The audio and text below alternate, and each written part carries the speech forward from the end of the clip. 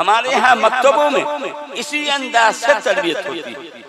मारपीट नहीं, हम लोग भी कहते हैं नहीं, मारपीट का जमाना नहीं। आप पहले लोग कहते थे ए मौलाना गोश्त आपका हड्डी में,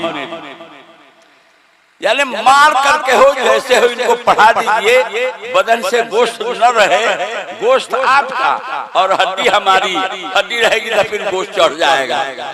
अल्लाह ये रुतबा मकाम आपका हो रहा है सितमगर गुलाम आपका। अल्हम्दुलिल्लाह अल्हम्दुलिल्लाह कफ़ा वस्सलातु वस्सलामु अला नबिय्यिल हबीबिल मुस्तफ़ा अम्मा बाद फ़क़द क़ाल नबी सल्लल्लाहु तआला अलैहि वसल्लम खैरुकुम मन तअल्लमल क़ुरआन व अल्लमहु कमा क़ाल अलैहि सलातु वस्सलाम। हज़रात उलमाए किराम, मेरे मुहतरम बुजुर्गों, दोस्तों, अजीज बच्चों, माशाअल्लाह अपना ये आज़िम शान इजलास अब इख्तिताम पेज़ीर होने को है। चंद मिनटों के बाद दुआ हो जाएगी। माशाअल्लाह आप लोगों ने अपने उलमाए किराम की बड़ी कीमती बातों को और अपने शुरा के कीमती कलाम को सुना, और अपने इस मदरसा फैजुल इस्लाम के जो बच्चे हैं, बच्चियां हैं, उनके प्रोग्राम को भी आपने सुना। दोस्तों, फल से दरख्त पहचाना जाता है, फल अच्छा निकलता है तो दरख्त की कदर और कीमत बढ़ती है, और बागबान ये देखता है कि हमने इस दरख्त के ऊपर जो मेहनतें की, उस मेहनत का बड़ा अच्छा फल, बहुत अच्छा नतीजा निकला। माशाअल्लाह आप इस बस्ती के जो अहबाब हैं और इलाका के अहबाब हैं और जो भी मामिनीन हैं इस मदरसे के, माशाअल्लाह अल्लाह के फजल से, उन सब के ताउन से, आप बस्ती वालों की मोहब्बत से गोया ये इदारा इस तरह चल रहा है। अल्लाह पाक इस इदारे को बेइंतहा तरक्की नसीब फरमाए, ज़ाहिरी और बातिनी तरक्कियात से नवाज दे। पढ़ने वाले, पढ़ाने वाले, नज़्म इंतज़ाम करने वाले, ताउन देने और दिलवाने वाले, मोहब्बत की नज़र से देखने वाले, अल्लाह पाक सबको कबूल फरमाए। दोस्तों और बुजुर्गों, अल्लाह के महबूब हुजूर सरवर आलम सल्लल्लाहु अलैहि वसल्लम ने इरशाद फरमाया, तुम में सबसे बेहतर आदमी वो है जो कुरान पाक सीखे और सिखलावे, पढ़े और पढ़ावे। खैरुकुम, तुम का मतलब ये हुआ पूरी इंसानियत, जो आपकी उम्मते इजाबत है और जो आपकी उम्मते दावत है, वो सब इसमें शामिल है। कोई किसी भी ओहदे पर हो, सब गोया सब लोगों में बेहतर वो इंसान है जो कुरान पाक सीखता है और सिखलाता है। और मैं तो कहा करता हूँ कि खैर जो आता है, भलाई और अच्छाई जो आती है, वो हर तरफ से आएगी। आपकी औलाद में सबसे बढ़िया औलाद वो है जो कुरान पाक पढ़े और पढ़ावे। आपके मालों में सबसे बढ़िया माल वो है जो कुरान पाक के सीखने और सिखाने पर, पढ़ने और पढ़ाने पर खर्च। आपकी जमीनों में सबसे बढ़िया जमीन वो है जिस जमीन के ऊपर कुरान पाक पढ़ा जाए और पढ़ाया जाए। आपके औकात में, वक्तों में सबसे बढ़िया वक्त वो है जिस वक्त को आप कुरान पाक के सीखने और सिखलाने में लगा दें। खैरियत जो आएगी, अच्छाई जो आएगी, वो हर तरफ से आएगी। अल्हम्दुलिल्लाह अपना ये इदारा फैजुल इस्लाम, ये देखने में आपको छोटा लग रहा हो, लेकिन अल्लाह के यहाँ, अल्लाह के महबूब हुजूर सल्लल्लाहु अलैहि वसल्लम के नजर में ये बहुत ऊंचा मकाम रखता है। जहाँ कुरान पाक की तिलावत सुबह शाम हो, दिनों रात हो, वहाँ रहमत का और सकीना का और बरकत का नुज़ूल किस कदर होता है उसका हम सही तौर पर अंदाजा नहीं लगा सकते। अल्लाह का जिक्र जहाँ होता है जी, फरिश्ते ऐसी जगह पर रश्क करते हैं। रश्क करता है फलक, ऐसी ज़मीं पे असाद जिस पे 2-4 घड़ी जिक्र खुदा होता है। फिर कुरान पाक की तिलावत का क्या कहना है साहब। हजरत उसैद इब्न हुज़ैर रज़ियल्लाहु ताला अन्हु एक सहाबी हैं, वो अपनी झोपड़ी में रात में कुरान पाक पढ़ रहे हैं। वहीं घोड़ा बंधा हुआ है, वहीं उनका लड़का यहया नाम का सोया हुआ है।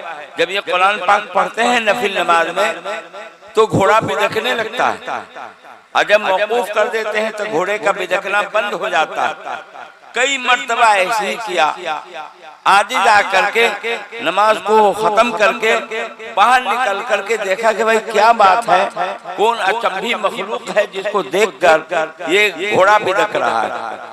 उनको खतरा भी था कि उनका लड़का पास ही में सोया हुआ था, अगर एक आध पांव लग जाए उसको तो उसका काम ही तमाम हो जाए, खत्म हो जाए, मर जाए। बाहर निकल करके देखा तो देखा कि इनकी झोपड़ी के ऊपर एक नूर का बादल है, साइबान है, बदली है, अजीब व गरीब रोशनी है, और वो बादल आसमान की तरफ उड़ता हुआ जा रहा है, उड़ता हुआ जा रहा है। इनके समझ में नहीं आया। सुबह में अल्लाह के महबूब हुजूर सय्यद आलम सल्लल्लाहु अलैहि वसल्लम की खिदमत में हाजिर होकर अर्ज किया, या रसूलल्लाह सल्लल्लाहु अलैहि वसल्लम, रात इस तरह का वाकया मेरे साथ पेश आया। आपने इरशाद फरमाया, उसैद कुरान पाक पढ़ो, खूब पढ़ो। वो कुरान पाक की तिलावत पर फरिश्ते उतरे थे। वो बादल और उसके अंदर अजीब व गरीब रोशनी, वो फरिश्ते थे। अगर सुबह तक तुम कुरान पाक पढ़ते रहते तो मदीने वाले देख लेते कि फरिश्ते कैसे होते। दोस्तों और बुजुर्गों, वो हजरत उसैद इब्न हुज़ैर की खुसूसियत नहीं थी, वो कुरान पाक की खुसूसियत थी। ये कुरान पाक जूं तू मिन वान हूबहू वैसे ही है जो अल्लाह के महबूब सल्लल्लाहु अलैहि वसल्लम के क़ल्बे अतहर पर उतरा। उसमें जर्रा बराबर भी बदलाव नहीं हुआ। आसमान जमीन में बदलाव नहीं हुआ, चांद सूरज में बदलाव नहीं हुआ। इससे भी बढ़कर आप समझें कि कुरान पाक में कोई बदलाव नहीं हुआ। उसके अंदर जो अल्लाह पाक ने फैज रखा है और उसके अंदर जो नूरानियत रूहानियत रखी है, उस रूहानियत नूरानियत के साथ आज भी ये कुरान मौजूद है। कुरान पाक जहाँ पढ़ा जाता है और पढ़ाया जाता है, वहाँ बेइंतहा अल्लाह की रहमत का नुज़ूल होता है और सकीना का नुज़ूल होता है, फरिश्तों का नुज़ूल होता है, और इस तरीके से वो घर बाबरकत होता है। हमारे ये मदरसे और हमारे ये मकातिब जहाँ कुरान पाक की तिलावत होती है, ये काबिल कदर जगह हैं। दोस्तों, हम और आप अपने बच्चों के सिलसिले में ये जरूर फैसला लें, जब इनकी उम्र 4-5 साल की हो, पढ़ने की उम्र जब शुरू हो रही है, आंख बंद करके इनको इस तरह के मदरसों में, मकतबों में इन बच्चों को डालें। इस्लामी तालीमात और दीन की जरूरी मालूमात और कुरान पाक और इस तरह इतनी तालीम आप इन बच्चे और बच्चियों को दिलवा लें कि ये पक्के सच्चे मुसलमान होकर के जिंदगी गुजारें। फिर अगर आपका इरादा है कि इनको डॉक्टर बनाना है, शौक से बनावें, इंजीनियर बनाना है, शौक से आप बनावें, वकील और जज बनाना है, जरूर आप बनावें, अमानत का इल्म पढ़ाना देना है, अमीन बनावें, ये सब कुछ करें, लेकिन पहले इनको मुसलमान बना लें। ये बच्चे और बच्चियां अगर इनके अंदर इतना इल्म नहीं आया जिससे अल्लाह उसके रसूल सल्लल्लाहु अलैहि वसल्लम को पहचाने, और इनका ईमान और अकीदा मजबूत नहीं हुआ अल्लाह पर, अल्लाह के महबूब हुजूर सल्लल्लाहु अलैहि वसल्लम की रिसालत पर, कुरान की हक़ानियत पर, आखिरत पर, जन्नत और जहन्नम पर, हिसाब पुल सरात पर, इन सारी जरूरियात दीन का इल्म इनको नहीं आया तो बड़ा खतरा है, कभी खतरा है कि आगे चल करके ये मुर्तद हो जाएं, इर्तिदाद का शिकार हो जाएं, और इस तरीके से जो है दीन और इस्लाम से भी, ईमान से भी हाथ धो लें। और उसका गुनाह आपके सर जाएगा, क्योंकि आपने इनको सही तालीम और तरबियत नहीं दिया। इसलिए कि हर माँ बाप के जिम्मे 3 हक हैं। पहला हक यह है फल युहसिन इस्महु, अच्छा नाम रखें। दूसरा हक यह है कि उसको अच्छी तालीम और तरबियत करें। और तीसरा हक यह है कि बालिग होने पर उसकी आप शादी कर दें। अच्छी तालीम और अच्छी तरबियत ये आपके जिम्मे फर्ज है, फर्ज। जैसे बच्चे के लिए खाना, कपड़ा और ये सब जरूरी है, फर्ज है आपके जिम्मे, ऐसे ही बच्चों की तालीम और तरबियत आपके जिम्मे फर्ज। अगर आपने इसमें कमी कोताही की तो अल्लाह के यहाँ आपकी गिरफ्त होगी, पकड़ होगी। जी एक वाक़या नकल करके बात को मुख्तसर में करूं। दक्कन के इलाके में एक नवाब थे, उनके पास एक लड़का इकलौता। उन्होंने सोचा कि जमीन जायदाद है, इसको बेच करके ही सही, मगर इस लड़के को इकलौता बेटा है, एक ही बेटा है, इसको ऊंची से ऊंची तालीम देनी। दोस्तों और बुजुर्गों, ऊंची तालीम हमारे इस जमाने में डॉक्टरियत कोई पढ़ता है, इंजीनियरिंग करता है, वकालत पढ़ता है, ऊंची से ऊंची तालीम उसको हम कहते हैं जिसमें ऊंची तनख्वाह। ऊंची तालीम वो है, माफ कीजिएगा किसी को तकलीफ हो, हमारे यहाँ ऊंची तालीम वो है जिस पर सबसे ऊंची तनख्वाह हो। और कुरान हदीस की तालीम ये कोई ऊंची तालीम नहीं है, क्योंकि हाफिज साहब को मिलेगा तो क्या मिलेगा साहब 8-10 हजार, अब मौलाना साहब को मिलेगा तो चलिए भाई 12-15 हजार जी, और क्या मिल जाएगा। हमारी नजर चूंकि पैसे पर है, जिस तालीम पर सबसे ज्यादा पैसे मिले और सबसे ऊंची तनख्वाह हो वो ऊंची तालीम है, और जिस तालीम के ऊपर तनख्वाह कम हो वो ऊंची तालीम नहीं। नवाब साहब ने खूब जमीन को बेच करके और इस तरह करके अपने बच्चे को पढ़ाया। शुरू से अंग्रेजी तालीम के अंदर डाला, कन्वेंट में डाला, और जैसे जैसे हुआ यहाँ की डिग्री हासिल करके फिर बाहर जो है बाहर मुल्क भेजा, और ऊंची डिग्री और ऊंची तालीम हासिल करके वो लड़का आया। नवाब साहब के जहन में था कि अब तो बड़ी ऊंची डिग्री लेकर के आया है, अब इसकी जो तनख्वाह भी बहुत ऊंची होगी और हम सब की जिंदगी औज मौज के साथ ऐशो आराम के साथ गुजर जाएगी। लेकिन अल्लाह का करना, वो लड़का उनका बीमार पड़ा, ऊंची डिग्री हासिल करके तो आया मगर बीमार पड़ गया, और उसका इलाज मुआवजा होता रहा और मर्ज बढ़ता गया। जो दवा की जैसे जैसे दवा होती गई, इलाज होता चला गया, वैसे ही उसका मर्ज भी बढ़ते चला गया। एक वक्त आया कि अब तब के हालत में बड़े मियाँ नवाब साहब बड़े मियाँ सिरहाना बैठ कर रो रहे हैं। नौजवान होश में है, उसने देखा कि अब्बा मेरे रो रहे हैं। पूछा अब्बा आप रो क्यों रहे हैं? उन्होंने कहा कि बेटे इतनी जमीन और इतनी सलाहियत, इतना पैसा खर्च करके मैंने तुमको पढ़वाया और इतनी ऊंची डिग्री हासिल करके आए, और जब फल खाने का वक्त आया है तो अब तुम दुनिया से जा रहे हो, लगता नहीं है कि तुम बच सकोगे। वो नौजवान आखिर जहां दीदा था उसने कहा कि अब्बा आज आप क्या रो रहे हैं? कल कयामत के दिन जो अल्लाह के यहाँ पकड़ होगी, आपने किसी मौलवी और हाफिज का मुंह नहीं देखने दिया। अल्लाह किया है, अल्लाह के रसूल किया है, और आखिरत किया है, और ईमान किया है। आपने कुछ इन चीजों की तालीम नहीं आपने दिलवाई। शुरू से हमको कन्वेंट में और अंग्रेजी तालीम के अंदर आपने लगा दिया। तो आज आप क्या रो रहे हैं? कल कयामत के दिन जब अल्लाह के यहाँ पकड़ होगी तो आपको पता चलेगा। बात साफ है। इन बच्चे और बच्चियों का जो हमारे और आपके घर में हैं, इनका हक यह है कि सबसे पहले आप इनको, ये 4-5 साल की उम्र के हों, आंख बंद करके किसी मौलवी साहब, मौलाना साहब, किसी हाफिज साहब, कारी साहब के हवाले करके अल्लाह के वास्ते इनको इस्लामी तालीमात और जरूरियात दीन का इल्म इनको दिलवा दें, ताकि वो आगे चल करके किसी भी लाइन में रहें तो मुसलमान होकर के रहें, मुसलमान बन करके रहें, ईमान के साथ रहें, ईमान के साथ जिएं। दोस्तों दोस्तों, बुजुर्गों, ये बुनियादी हक है हमारे और आपके ऊपर, हमारे और आपके बच्चे और बच्चियों का। ये हमारे ये जो मदारिस और मकातिब हैं, माशाअल्लाह यहाँ तालीम भी सही, तरबियत भी सही है। मेहनत से, इखलास के साथ, मेहनत के साथ हमारे मदारिस के जो असातिज़ा हैं तालीम भी देते हैं। ये तालीम, और ये मुखलिस लोग हैं, मुखलिस हैं।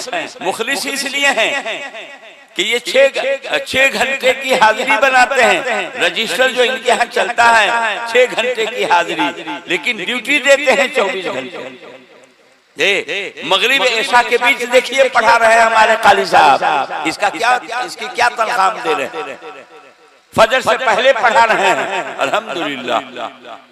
खाने पर बच्चों की निगरानी, नमाज में बच्चों की निगरानी, और उनको इंसान साजी का काम, शरीफ इंसान बन जाए, अच्छा फरिश्ता सिफत इंसान बन जाए। इनकी मेहनत 24 घंटा उन बच्चों पर होती है। ये इनके इखलास की दलील। ये यहाँ ड्यूटी नहीं होती है, घंटी बजी टन तो आ गए, और घंटी बजी टन तो चले गए ना। ये लगे रहते हैं इन बच्चों के पीछे, और ये चाहते, वजह ये है कि हमारे यहाँ तालीम तिजारत नहीं, हमारे यहाँ तालीम तिजारत नहीं है। हमारे यहाँ मदारिस में, मकातिब में जो तालीम है वो इबादत है। कुरान पाक को छूना इबादत, कुरान पाक को पढ़ना इबादत, कुरान पाक को देखना इबादत, और उसके उलूम को पढ़ना इबादत। ये हम इबादत के तसव्वुर से, जैसे नमाज को हम इबादत समझते हैं, रोजा को इबादत समझते हैं, ज़कात को इबादत समझते हैं, हज को इबादत समझते हैं, ऐसे ही कुरान पाक पढ़ने और पढ़ाने को इबादत समझते हैं। बगैर वजू के आप नमाज नहीं पढ़ सकते हैं, बगैर वजू के आप कुरान पाक को छू नहीं सकते। ये हमारे यहाँ जो ये कुरान हदीस का इल्म है, ये इल्म हम जो तालीम देते हैं, हमारे यहाँ तालीम बराए तिजारत नहीं है, बराए इबादत है ये। इसलिए इस अंदाज से मेहनत करते हैं कि बच्चे हाफिज हो जाएंगे, नजात खुलवी का जरिया बन जाएंगे। कल क़यामत के दिन ये जो नवाजे जाएंगे, इनके माँ बाप के सरों पर ताज पहनाया जाएगा। आखिर दिन को कहा जाएगा कि पढ़ते जाओ, जन्नत के दर्जात पर चढ़ते जाओ। ये जो नवाजे जाएंगे तो क्या ये अपने असातिज़ा को भूल जाएंगे? नहीं भूलेंगे। अपने मुहसिनों को भूलेंगे? नहीं भूलेंगे। जी तो अल्हम्दुलिल्लाह हमारे इन मदारिस और मकातिब के जो असातिज़ा है वाकई में मुखलिस लोग हैं, बड़ी मेहनत से, बड़ी मोहब्बत से पढ़ाते हैं। अच्छा, इनकी यहाँ तरबियत भी अच्छी होती है। तरबियत जो होती है जी रोक रोक से होती है। हम लोग रोक टोक करते रहते हैं, मारपीट नहीं, टोकना ये गलत हुआ। ऐसे बैठ कर खाया जाता है, नमाज कहीं ऐसे पढ़ी जाती है जी। और इसी तरीके से बगैर सलाम के अगर रूम के अंदर आ गया तो उसको वापस क्या जाओ सलाम करके कमरे में आना चाहिए। ये रोक टोक। और आका मौला हुजूर सल्लल्लाहु तआला अलैहि वसल्लम ने जो सहाबे किराम की तरबियत की थी, रोक टोक से की थी। अगर रोक टोक आप नहीं फरमाते, जो सहाबी जैसा कर रहा है करने देते, तो सहाबे किराम की इस्लाह नहीं होती। एक देहात से आए हैं सहाबी और न इजाजत लिया, न सलाम किया और अंदर चले आए। हजरत अनस इब्न मालिक रज़ियल्लाहु तआला अन्हु जो आका सल्लल्लाहु अलैहि वसल्लम के खादिम हैं, आपने फरमाया अनस इनको बाहर ले जाओ और कमरे में रूम में आने का तरीका बतलाओ। हजरत अनस उनको ले गए बाहर, कहा कि देखिए गेट के साइड में खड़े होकर के कहिए अस्सलाम वालेकुम, क्या अंदर आ सकता हूँ? ये जब उन्होंने ये कहा फिर आपने जवाब दिया वालेकुम सलाम और फरमाया कि आ जाओ। यह है तरीका रोक टोक। अगर ये समझ देहात का रहने वाला है, इनको क्या तरीका मालूम, तो फिर इस्लाह नहीं होती और अच्छा तरीका उनके जिंदगी में नहीं आता। हमारे यहाँ मदरसों में, हमारे यहाँ मकतबों में इसी अंदाज से तरबियत होती है। मारपीट नहीं। हम लोग भी कहते हैं नहीं, मारपीट का जमाना नहीं। आप पहले लोग कहते थे ए मौलाना गोश्त आपका हड्डी में, यानी मार करके हो जैसे हो इनको पढ़ा दीजिए, बदन से गोश्त न रहे, गोश्त आपका और हड्डी हमारी, हड्डी रहेगी तो फिर गोश्त चढ़ जाएगा। ये पहले था ये, अब वो जमाना नहीं। ये एक जगह कटक है आपके हिंदुस्तान में,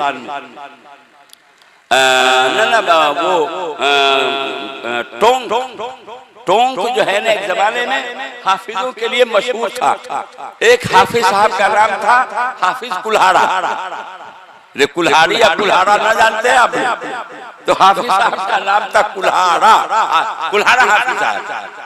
हुआ ये कि वो हाफिज साहब लकड़ी चीर रहे थे, कुल्हाड़ी से लकड़ी चीर रहे थे और एक बच्चा सुना रहा था और बच्चे से गलती हुई तो हाफिज साहब ने लकड़ी के बजाय के बदले पर कुल्हाड़ी चला दिया। वो तो मर गया बेचारा। जी उसके अब्बा वगैरह आए और देखा कि ना इनसे गलती हो गई है, अब जो होना था हो गया, अब माफ कर दिया उसके वालिद ने। वहीं से उसका नाम हो गया हाफिज कुल्हाड़ा। नहीं समझा? उसका नाम ही हो गया हाफिज कुल्हाड़ा। तो अब मारपीट का जमाना नहीं। हम लोग भी कहते हैं, अब कलमा मदरसा यही हम लोग भी कहते हैं कि नहीं, मोहब्बत से पढ़ाना है, मेहनत से पढ़ाना है, मोहब्बत से पढ़ाना है। इस अंदाज से हमारे इन मदरसों में, मकतबों में तालीम हो रही है।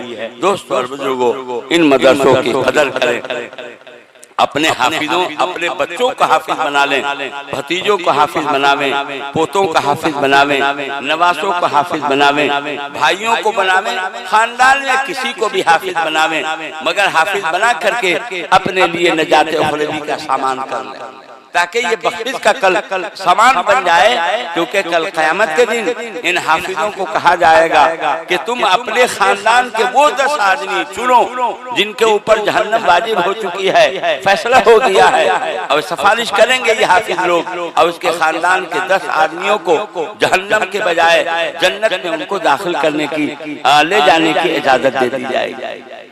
दोस्तों और बुजुर्गों, ये हिफ्ज़ कुरान पर जो फजीलत है, बशारत है, उनको हासिल करने की हर आदमी को कोशिश करनी चाहिए। हम हाफिज नहीं हो सके, हमारे बच्चे हो जाएं, पोते हो जावें, नवासे हो जाएं, भाई भतीजा हो जावे, खानदान का कोई आदमी हो जाए, कोई नहीं है तो भाई हमारे पैसे से एक हाफिज बना दीजिए। अब कारी अकील साहब को आकर के कहिए, हमारे पैसे से एक बच्चा को हाफिज बना दे। अब ऐसा भी जज्बा हम लोग कन्हवा में है और भी दूसरे इदारों में इस तरह की पेशकश हो रही है कि मौलाना, उस दिन एक साहब आए, उन्होंने कहा कि 3 बच्चों को मेरी तरफ से हाफिज बनाई।